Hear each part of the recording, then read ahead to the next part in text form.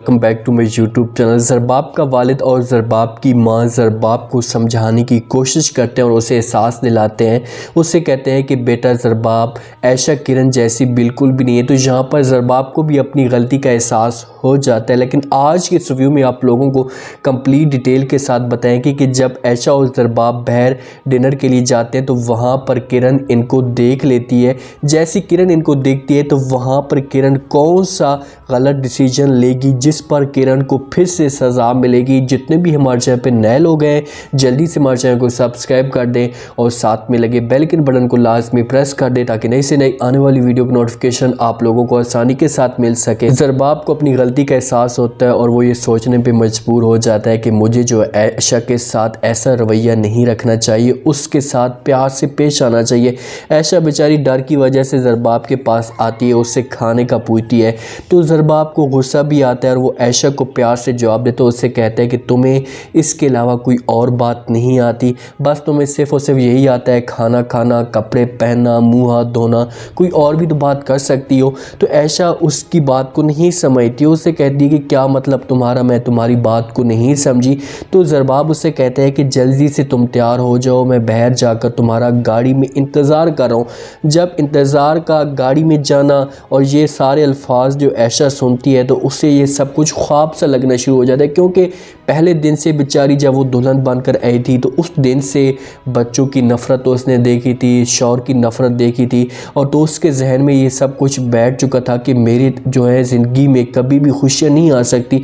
लेकिन अचानक ज़रबाब का जो रवैया चेंज होता है तो ऐशा खुशी से पूछती, उससे कह रही कि हम बाहर जाएंगे। तो ज़रबाब उसके पास आता है, उसे समझाने की कोशिश करते हैं, उससे कहते कि मैं तुम्हारा शौहर हूँ और शौहर होने का जो है फ़र्ज़ जो शौहर के ऊपर होता है या जिम्मेदारी होती हैं वो अब मैं निभाने की कोशिश करूँगा। मैं और तुम बाहर जाएंगे, बाहर डिनर करेंगे और अच्छी सी शॉपिंग भी मैं तुमसे करवाऊँगा।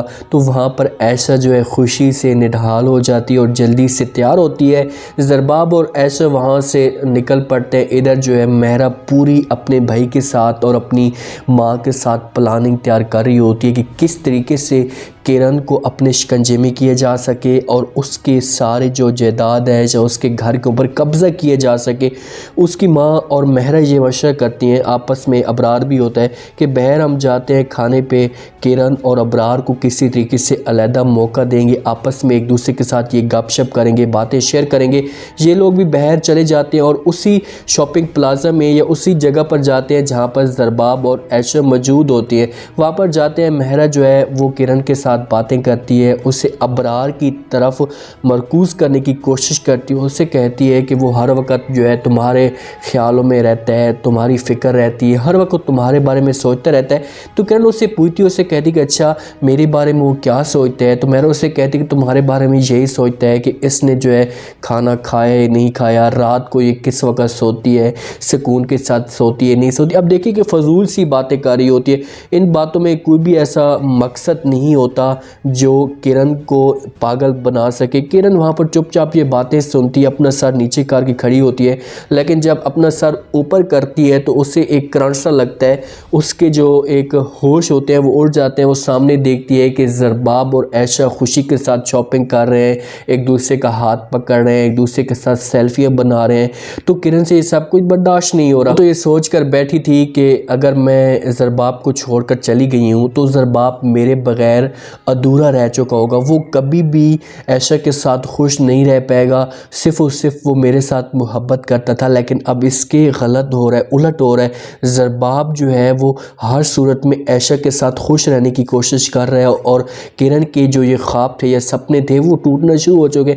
जब किरण ये उसे देखती है तो उसे जो है जज्बात में आती है और यहाँ पर वो गलत डिसीजन लेने की कोशिश भी करेगी। महरा अबरार आपस में बैठे होते हैं, किरण भी साथ मौजूद होती है खाने भी टेबल पे। तो महरा कुछ बहाना बनाकर वहाँ से चली जाती है। अबरार उसके साथ बात करने की कोशिश करता है, उसको अपनी तरफ जो है अब तवज्जो दिलाने की कोशिश करता है। उससे कहता है कि भाई मैं समझता हूँ कि आपके साथ जो है बहुत गलत हुआ, इस वक्त आप गम में भी हो, लेकिन मैं भी जो है वो तन्हा हूँ।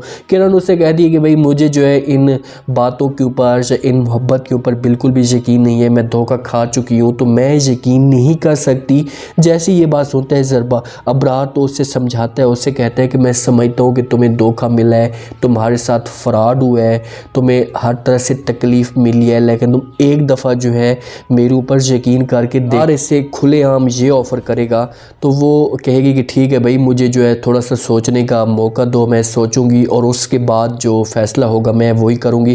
किरण घर जाएगी, घर ये सोचने पे मजबूर हो जाएगी और आखिरकार उसके जहन में ये बात आ भी जाएगी कि भाई ज़रबाब को तो किसी किस्म की कोई परवाह नहीं है, वो तो बहुत ज़्यादा खुश है, वो हर किसी के साथ या अपनी बेगम के साथ खुशियाँ ऐसे गुजार रहा है कि उसे किसी किस्म का कोई भी दुख नहीं है कि उसने किसी इतनी प्यारी सी बीवी को खो दिया है। तो वहाँ पर वो कहेगी कि जब ज़रबाब खुश है तो मैं क्यों खुश नहीं रह सकती, मैं भी तो भाई शादी करूँगी, इसके साथ अयाशी के साथ घूमूंगी, अपनी जो सारी जायज़ ख्वाहिशात होंगी, नाजायज़ ख्वाहिशात होंगी, वो सारी की सारी पूरी करूँगी।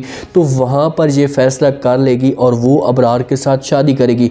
जब अबरार के साथ शादी करेगी, क्योंकि इसने अबरार के साथ हर सूरत में शादी करनी है, अबरार ने इससे सारी दौलत लेनी है, ये शादी वाला अबरार की शादी वाला ये सारी कहानी किरण के सामने बाद में आएगी। क्योंकि ये हो सकता है कि अबरार ने उस अपनी जो पहली बीवी है उसको ख़ुद तलाक दी, उसे खुद छोड़ा, क्योंकि ये लोग दौलत जो है दौलत के पीछे अंधे होते हैं, दौलत को हड़प करते हैं, अपना मकसद निकालते हैं और उसके बाद उस औरत या लड़की को छोड़ देते हैं। इनके साथ भी यही होने वाला है। किरण अब जाकर धोखा खाएगी और उसे फिर जो है एहसास होगा, उसे एक फिर बुरी तरह से ये नाकाम हो जाएगी। उसके बाद फिर कुछ भी इसके पास नहीं रहेगा, घर भी नहीं रहेगा और पैसा भी होगा, जो बैंक बैलेंस होगा वो भी इसके पास नहीं रहेगा।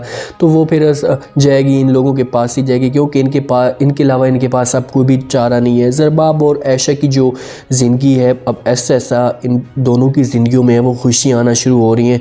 ज़रबाब भी ये सोच रहे कि यार देखो कि मैंने इसके साथ जो जितना अरसा इसके साथ मैं रहा हूँ मैंने गलत किया है, मुझे इसके साथ ऐसा नहीं करना चाहिए था। मैं ये सोच कर बैठा होता कि ये किरण की तरह है, ये सारा अगर इसको मैं प्यार दूंगा तो ये किरण की तरह अपने जो हालात होंगी वो बदलना शुरू कर देगी या ये इस घर को नुकसान पहुंचाएगी। लेकिन ऐसा नहीं है। आयशा अब देखो कि वो किरण के ज़मीन आसमान आयशा के बीच में फ़र्क है। आयशा हर तरीके से ज़रबाब को और बच्चों को खुश रखने की कोशिश करिए।